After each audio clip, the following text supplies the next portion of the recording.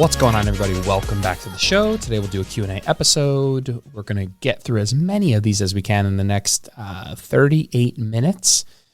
Then I'm back on dad duty. Let's squeeze one of these in here. Thank you to everybody who asked a question. Let's see. First question. Is there a stigma at all around hypertrophy training versus training for strength? I don't think so. I think if there was, which I wouldn't want to create a problem where there isn't one, but if there was, maybe it's the idea that having a goal, having hypertrophy be your main goal seems like superficial, right? Like it just has to do with aesthetics. But hypertrophy training is super functional. Like maybe people are like, oh, you're just focused on building muscle. You just want to look good. You don't care about being functional. Training for strength is functional. I think functional is just bullshit, basically. I think training for hypertrophy is incredibly functional.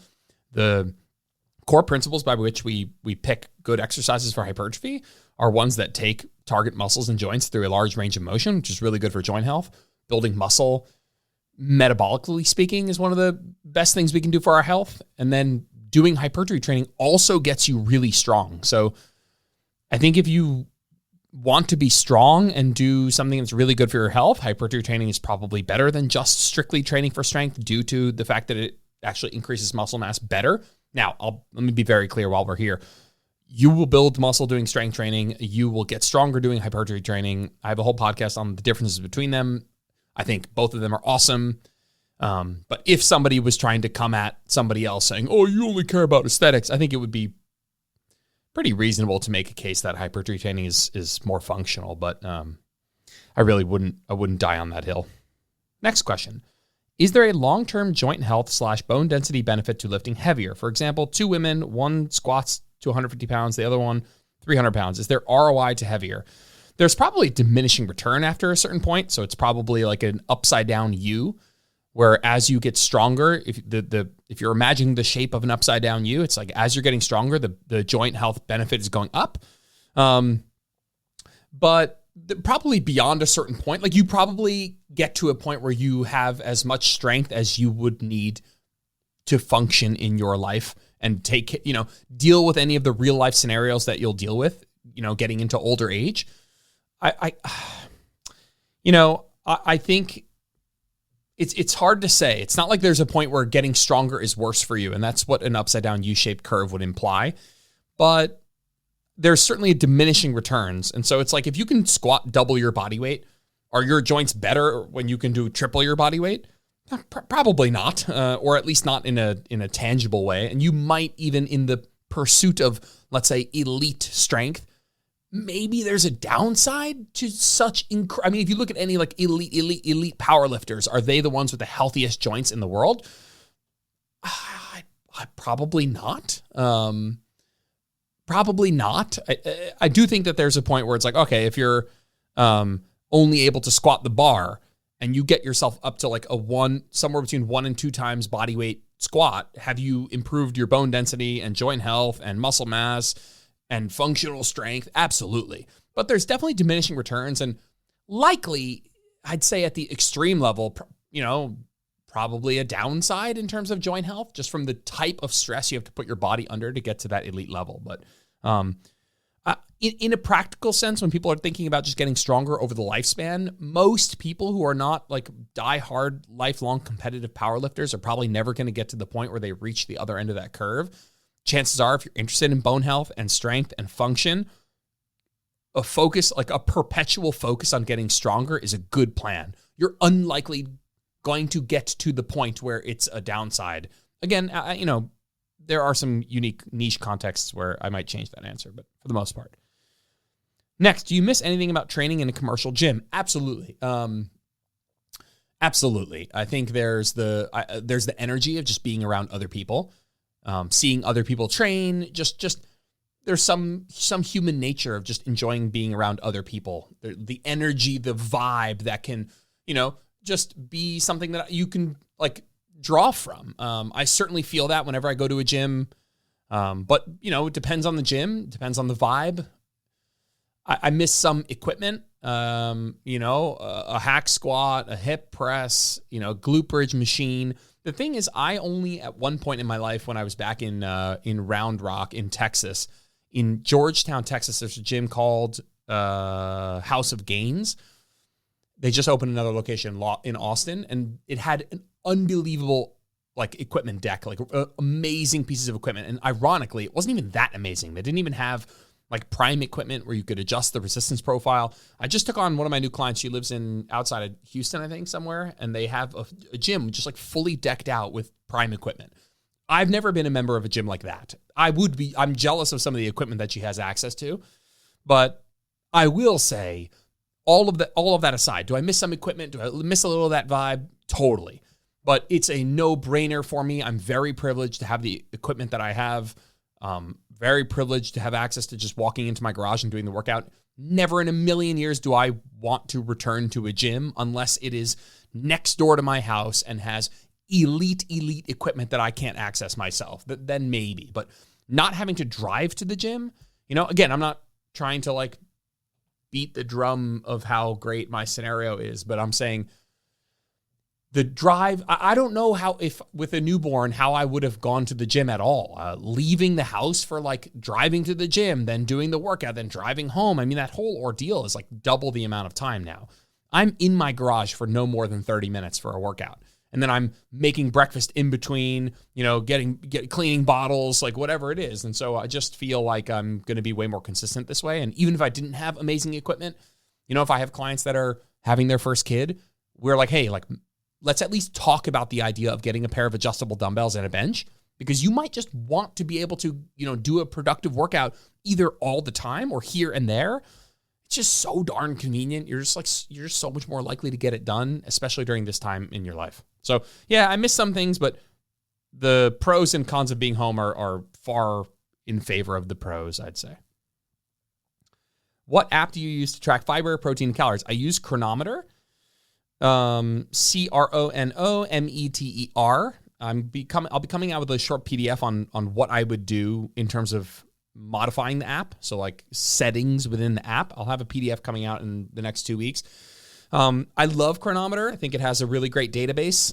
MyFitnessPal is, by the way, I will say, whatever tracking app, if you've been tracking with an app and it has all your foods that you typically eat, and it has all your recipes if you've made them, you don't need to change apps. I mean, your subconscious already knows how to track things really quickly. You know how to use the app. You know the interface. It has all the foods that you've been typically eating. You don't need to jump ship and start over with a new app. But if you were completely at square one, at day one, you've never tracked before, I would use Chronometer. I think it's simpler. MyFitnessPal has a lot of user-generated entries, which can be really nice, where you have a humongous database. Again, that can be nice if you're looking for a niche product and you're trying to scan a barcode. MyFitnessPal has the biggest database. But it's also a downside where if you type in chicken breast, there's 800,000 different entries. Now, on Chronometer, there's a lot also, but it's more simple. It's simpler. If you type in chicken breast, it'll say chicken breast grilled raw, chicken breast grilled cooked, chicken breast boiled raw, chicken breast boiled cooked, and or whatever, you get it. And it's just a bit simpler of a database. And by the way, they have 1 million. If you scan barcodes, I've never really had an issue. The second thing I really like is you can customize the interface. P.S. I have no affiliation with this brand whatsoever. But you can customize the interface so that you can, on the home screen, instead of seeing all of your macros, you can set it so you only see calorie and protein. You can see it so you can set it in such a way that you can see all the macros, but you don't have specific targets for them if you just want to keep an eye on them. I also like, if you've been watching in my stories, every time you track a meal, it can show you right there on the screen how much fiber each food has. And I think, yeah, of course, you can just click into, on MyFitnessPal, you can click into the food and you can scroll down and you can see how much fiber it has. But even just those steps of click, flick my thumb, look up, people don't do it. So the fact that I can have, and if you don't know what I'm talking about, go to my stories. You'll see I've been posting my food every day. You'll see in the sidebar of every meal, it shows the amount of fiber in each food. And for a lot of people, I will say there's a lot of people looking to increase their protein intake. I get that question all the time, but even more so lately, I'll have this chat with one-on-one clients. We're trying to up their fiber. And at the end of the talk, they're like, well, I don't I don't even really know what foods have how much fiber. And I'm like, great, here's what you're going to do. Go in Chronometer, and it'll be just front and center as a way to learn how much fiber is in each food. Super duper helpful. Next, is there such a thing as too much fiber? I don't know why, but I thought too much would be bad for digestion as well. Or is it dependent on type of fiber or what you're used to? So there's a little nuance here, but when we look at epidemiological observational studies, when we look at fiber intake, there is basically a linear effect of increasing fiber on reductions in all-cause mortality. What that means is the more fiber people ate, the less they died. There wasn't a point where it's like, oh, they were eating so much fiber, we started to see negative outcomes. Now, that is observational on a large population scale.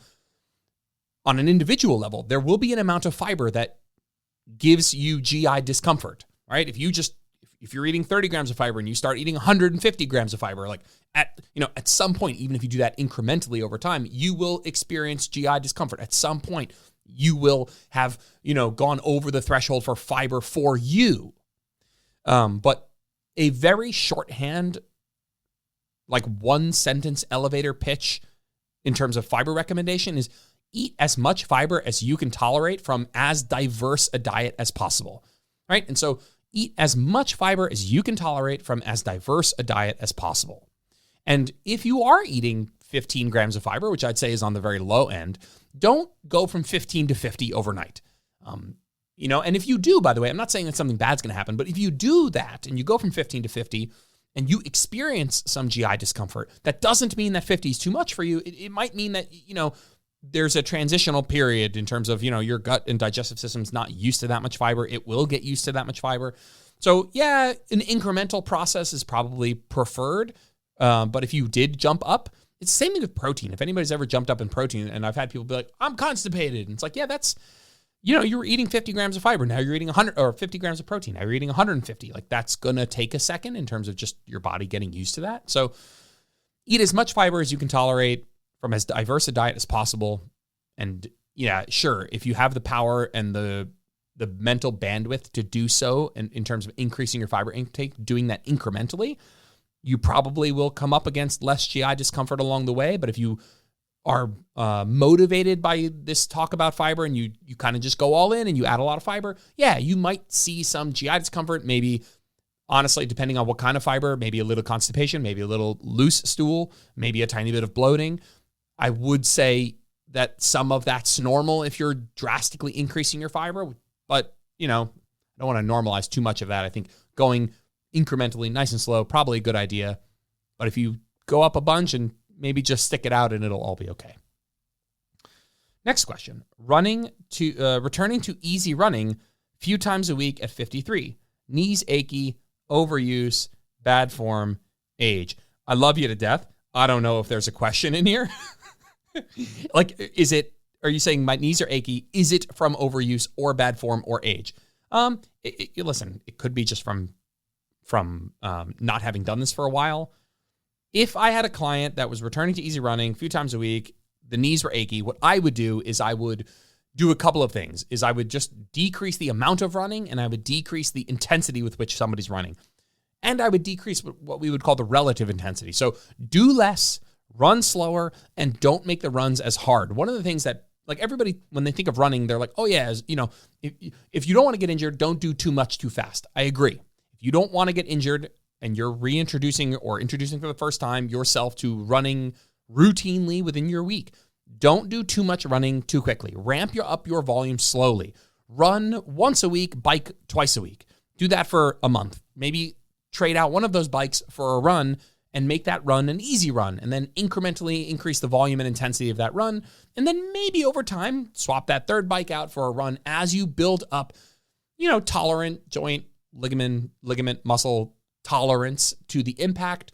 And whatever, just monitoring your load management, it's called, over time. But one thing I think people don't talk about enough is when you're new at something, don't go to failure, right? I'm going to use a lifting analogy. If you take a newbie and you're trying to teach them how to squat, the most important thing you should be trying to do is teach them good motor patterns. Teach them how to squat.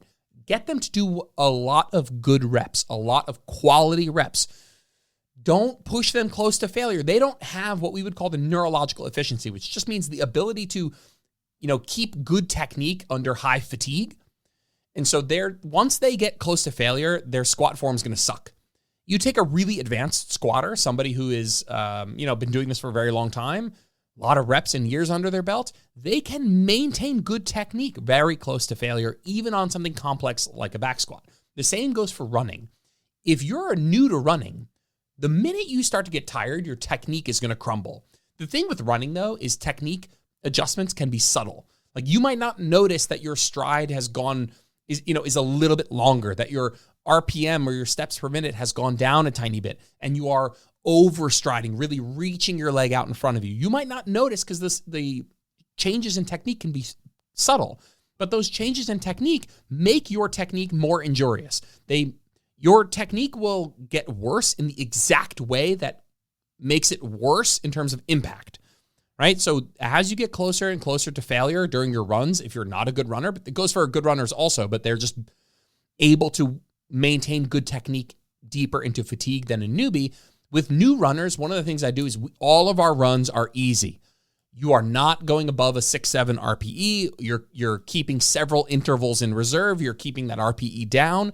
I'm not trying to fear monger of like, oh, you can never do a hard run. I don't want to do that. I'm just saying, don't get injured. Like it sucks. Don't do too much too fast. You're not in a position yet where you can work really, really hard with good technique. And again, I don't want to fear monger. I'm not saying if you go out for a hard run, you're going to hurt yourself. I'm just saying you have time. Just gradually increase things. Don't rush it, right? Just getting out there and practicing the skill of running is awesome. It doesn't need to be super hard in the beginning. It shouldn't be. And so while I do think not ramping up volume or mileage too much too fast is a great idea, I also think keeping your runs easy in the beginning is important. Your technique gets worse and in the exact way that would make it more injurious as you get closer to failure.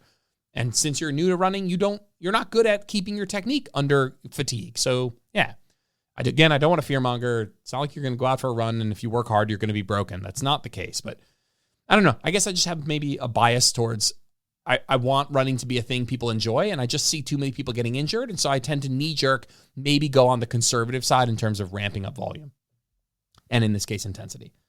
Next question. Feel like I can't progress anymore on DB press. Should I switch to barbell and see what happens? Wow, this is a question. I'm going to go on, I know this, I might go on like a bit of a rant sidebar here.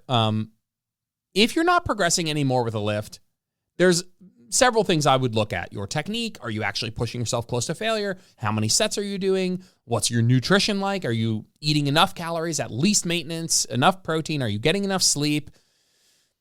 Those would be the big rocks I'd check. However, if those kind of check out, if someone's like, I'm doing your program, Jordan, and that's enough volume, I should be getting stronger, and I'm eating enough protein, I'm eating enough calories, and I would suspect that I would be progressing with this thing, but I'm not. What should I do?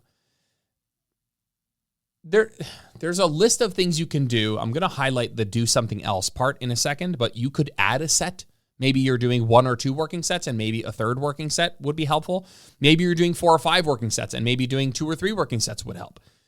But your question is, should I do a different variation for a while? And the reason I really like that is because sometimes you get into this place. Somebody asked this in my group very recently, about lateral raises, right? I was like, I'm doing the same stuff. Should I just switch rep ranges or should I switch exercises? Sometimes when you've been just hammering the same nail for a long time, you're like, I've been on the same weight. I've been stuck at the same reps for maybe it's a month, 2 months, 3 months. Listen, if you haven't progressed in like 3 weeks, that is not a plateau. And that is certainly this person saying, I'm feeling like I can't progress anymore on DB press. That better be like over like 8 weeks, right? Like progression is going to happen slowly. So like, I plateaued for the last 2 weeks is an oxymoron. That's not a plateau. That's normal training adaptations taking place. But I like the idea of changing something, even if you just change the rep range so you can use a heavier weight, or changing the rep range to making it more reps so you can use less weight. Getting out of your head, When you've been working with the same weight in the same rep range for a while and it's been getting frustrating, there's a bit of like a self-fulfilling prophecy where you look down at your log book and you almost know, I'm going to grab those 30s and I'm going to get 8. And I've just been stuck here and I've been dragging in the mud. And it becomes a self-fulfilling prophecy. You're just like in your own head about this thing. And sometimes just changing the implement, right? So this person said, should I switch to barbell? Yeah, maybe. Should you change the bench angle? Should you change the rep range? Should you check out the Smith machine? Should you do a different press machine? I would think about switching to something else for a second, if for no other reason than to give yourself a new challenge that you don't have an emotional attachment to, right? Like just going to barbell, it's the same muscles, right? It's the same exact muscles. It's almost identically the same exercise. It's just a different implement. So why would that help? For the most part, we can talk physiologically at how slight differences, slight novelty can be helpful, but even psychologically, giving yourself a new challenge that you don't have an emotional attachment to, that you aren't currently frustrated with, can help break plateaus. Just getting out of your own head. The minute you move over to barbell, you will have no emotional attachment to the weight on the bar because you haven't been doing it. So you'll just look at it openly and say, how much weight can I do? Oh, I can do this much weight. Okay, I'm going to push myself from here. Whereas every time you're going in the gym these days, you're looking at your logbook, seeing the dumbbell press and thinking, oh, here we go again, another set of 8 with 30s. So I like, if you haven't progressed in like 8 weeks on an exercise, I think swapping something, changing something is an option that you have for sure. Next question. Since upping your fiber, what changes have you noticed overall? Feel better about the same when hitting the recommended amounts? Feel better or about the same? I haven't upped my fiber. So if you're watching my food intake and you are seeing that I'm in that like 80 grams of fiber range, my target is... I think my target's 60. So the general recommendation for fiber is about 10 to 15 grams per 1,000 calories. I eat, let's say I eat 4,000 calories. I don't. I eat like between 3,500 and 3,700 calories, let's say. But 4,000 calories would be 40 to 60 grams of protein. So I round that and I say I need to eat at least 60. And on average, I'm at about 85. I'll post some of my monthly averages once I get to 30 days of tracking. But that's where I've always been. So I haven't upped my fiber. That's really where I've always been. I just started tracking it. So I can speak more generally about how I feel, and how I feel is great. I feel satiated. I enjoy my food. Listen, I like everybody else finish meals and wish I had more, right? Like I'm not going to go on this rant of like, I've gotten a lot of messages of people being like, must be nice. You eat my whole day of calories in one meal. It's like, listen, I get it. Like at face value, somebody else having more calories is a thing that you might be jealous about, but I'll level with you. If I'm eating double your calories, I'm twice as hungry as you. Like, does it make you feel better that I also wish I had more food? That when I finish my 1,000-calorie meal, that I also kind of wish that I had more food, right? Would it make you feel better that I also want a snack at the end of the night because I'm still hungry? The analogy I often give is like, let's say you make $100,000. And on Earth, that's like a nice living. That's definitely a nice living. More than double the average American yearly income, right? But if I teleported you to like another planet where, every person made 500,000, relatively, you'd feel like it's less, but it would still be the same amount to you. It's not a perfect analogy, of course, but like, all right, maybe you make $100,000 in America. That's a certain wage. But if you make $100,000 but you live in, I don't know, Thailand or somewhere where the cost of living is really low, then it's relatively different. And so, you might, person listening, you might be eating 1,800, 2,000 calories. I eat almost double that. I'm I'm a 190-pound person. I average 15,000 steps. I work out 6 days a week. By the way, none of those are flexes. I'm just saying people have different calorie needs. And just because somebody eats a little bit more or a little bit less doesn't automatically mean that they are more or less hungry than you are, or that they are enjoying their food more or less than you. Listen, if you know me, I have a massive appetite and am very hungry. And it's not like I'm some person who's just like, wow, I'm stuffed when I eat 3,500 calories. I'm not stuffed. Whatever. I don't know. That wasn't really part of the question, but been feeling that way, been getting some messages about that. Honestly, every time I share my food, the reason I stop sharing my food is because of those messages. Like it's challenging to I know if I post an 800 calorie meal, I know some of you guys are on, tracking 1800 calories or something like that. That's almost half your day in one meal. I get it. But, just remember, it's relative. A larger, more active person potentially with a large appetite. And so it's all relative.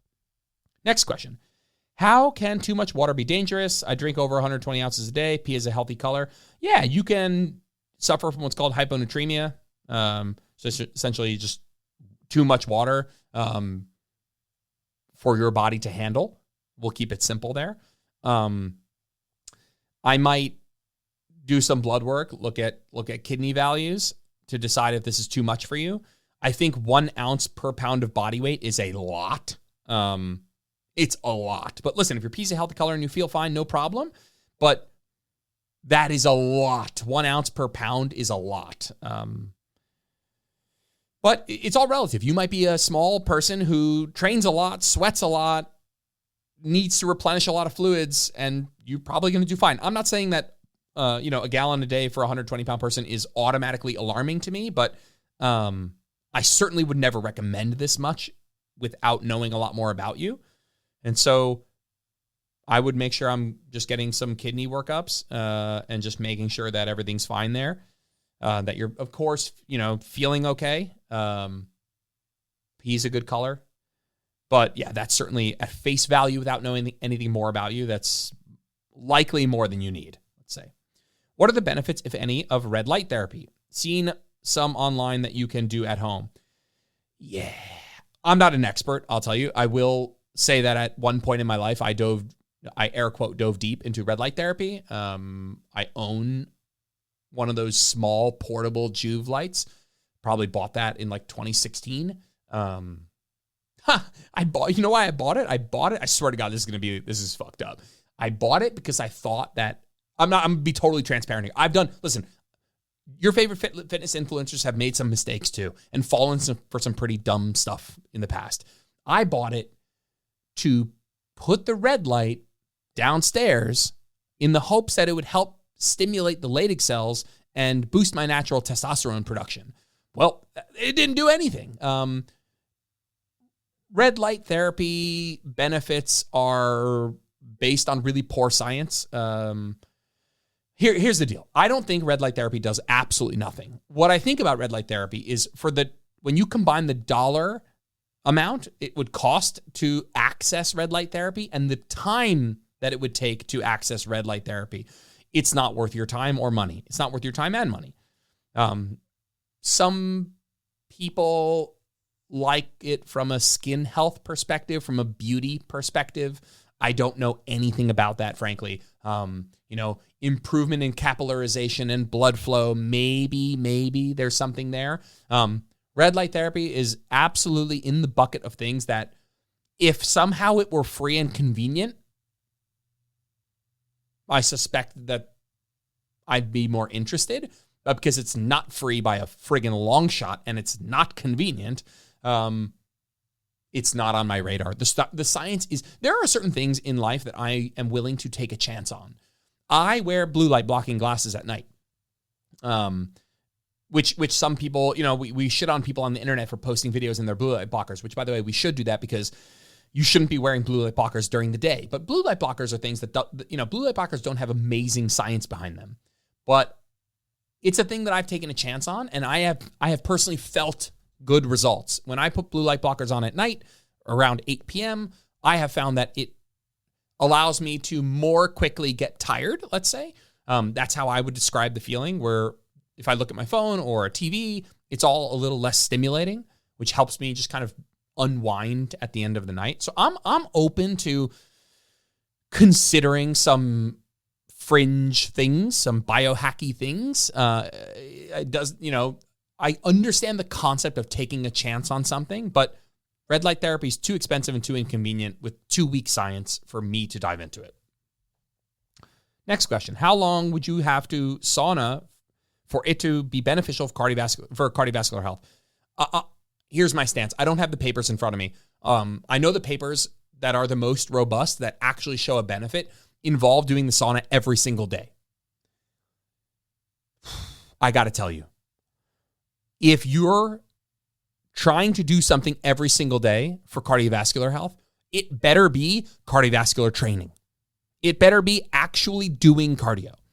So my gripe with the sauna is that you have to devote so much time to it that there's the goal that you might have, which is improve cardiovascular health. There's a better tool for that, which is cardiovascular training. And so unless you're already doing cardiovascular training, I cannot recommend you use this. Every minute you spend in the sauna, I'd rather you spend doing cardio. It's better for you.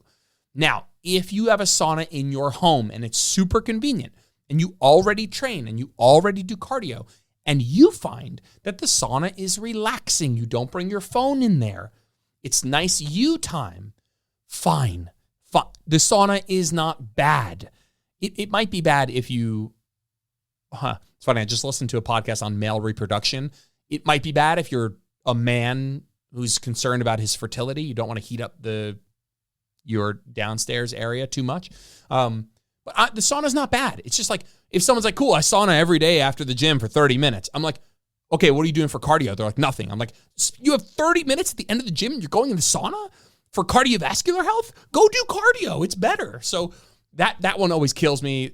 Every minute you're in the sauna, you should be doing cardio, unless you're already doing cardio or the sauna is so unbelievably mega convenient and relaxing to you that you can rationalize it. And in that context, fine. I just not something I can recommend.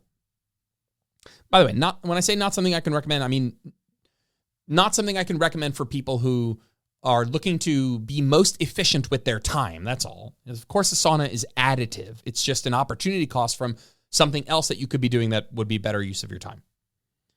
How accurate are home scales that give you BMI readings through BIA? So BMI reading is just a height and weight. So BMI reading is probably perfectly accurate, right? BMI is just height divided by weight squared, something like that. BMI calculator. What is it? It's weight divided by height squared. So multiplied by a conversion factor. So the BMI is accurate. But like the body fat stuff is not very accurate. I don't recommend you use scales. I have a post. I hate when I do that. I hate when I plug my own content, but I'll put a post in the show notes of what I think of smart scales. Here's the deal. If you could accurately measure your body fat percentage in a way that was reliable and accurate, that would be awesome. But these scales just aren't really reliable or accurate. There's too much fluctuation day to day. Most of these like BIA scales, right? BIA, bioelectrical impedance analysis, it sends like a shockwave through your body, and then different tissues have different levels of conductivity. So the electrical current takes a certain amount of time or passes through each tissue at a different rate. And by the time the signal gets back to the scale, it can spit out an estimate of how much fat mass you have, or how much lean mass you have, and how much non-lean mass that you have. So there's basically only two things. There's lean mass and non-lean mass. And lean mass could be muscle, it could be water, it could be organ weight, and non-lean mass could be other things. Doesn't necessarily have to be just fat, but it's just not accurate or reliable enough. Now, you said maybe for analyzing trends over time. I think if you were to get on every single day and you found that over a year, the trend was moving in a specific direction, I'd say, yeah, oh, cool. I bet you it is in fact moving in that direction. You'd have to get a lot of data points for me to say, yeah, cool. I agree with the trend here. Personally, it's not I can only handle so much data in my life. I would rather use weekly average weigh-ins and then pivot to thinking just more about how I look and feel in my clothes, how I look in the mirror to assess what's happening with that stuff. I just have never found it a circumstance where I'm like, yeah, let's track your body fat every day over time. It's just not, I mean, you could, if you did it every day over a long period of time, I bet you it gives you half decent data that you can make a deduction from, that you can decide what's going on. It's not my style. I don't think it's reliable or accurate enough. things that are less accurate and less reliable, if you get enough data points, you can say that they are reliable enough. Just not something that I really like personally. What's the difference between reverse hyperextension and 45-degree hip extension? I'll tell you. The reverse hyperextension is an exercise that only provides tension, or provides the most tension by far at the top. Because we're not going to, you can't really imagine, or you can, but it would be nice if I could draw this out on a whiteboard or something. But at the top of a reverse hyper, your body is parallel with the floor. And that is where there is the most tension. At the bottom, when your hips are flexed around 90 degrees, that's when all the muscles are lengthened. And there's no tension there. So you have an exercise where in the part of the lift where you would want there to be tension, there isn't any. And when I do a reverse hyper, so reverse hyper is this like pad that you lean your torso over, and then you put your legs in kind of like a sling, and then you kick your legs back with straight legs, and you're working your posterior chain, so your hip extensors, you're working your lower back, your glutes, and your hamstrings. I have never done a hyperextension and not felt that it was primarily a lower back exercise. I think your opportunity to bias, like if I get a 45-degree hyper, I can bias the glutes, I can bias the hamstrings, I can bias the lower back very easily by shifting my exercise execution. But in a reverse hyper, I feel less in control. The option or how challenging it would be to modify my technique to bias X or Y feels too hard. It ends up being this sort of catch-all, everything at once, posterior chain exercise, which is fine. It's fine. But a 45-degree hip extension allows me to do that too if I want to, but with a better resistance profile and the ability to more easily bias glutes or hams or low back, depending on how I'm executing it. All right, I am on dad duty. Love you guys. Thank you for asking a question. If I didn't answer it, if you did not hear your answer in this podcast, I'll be putting the rest of these up on my stories later. Have a good one. Thanks for tuning in to this episode of Where Optimal Meets Practical. If you liked the episode, it would mean the world to me if you posted a screenshot to your social media or left a 5-star review on iTunes. That stuff really helps. If you ever want to get in touch with me, just shoot me a DM on Instagram @JordanLipsFitness. I'm always around to chat. Thanks, guys. Have a good one.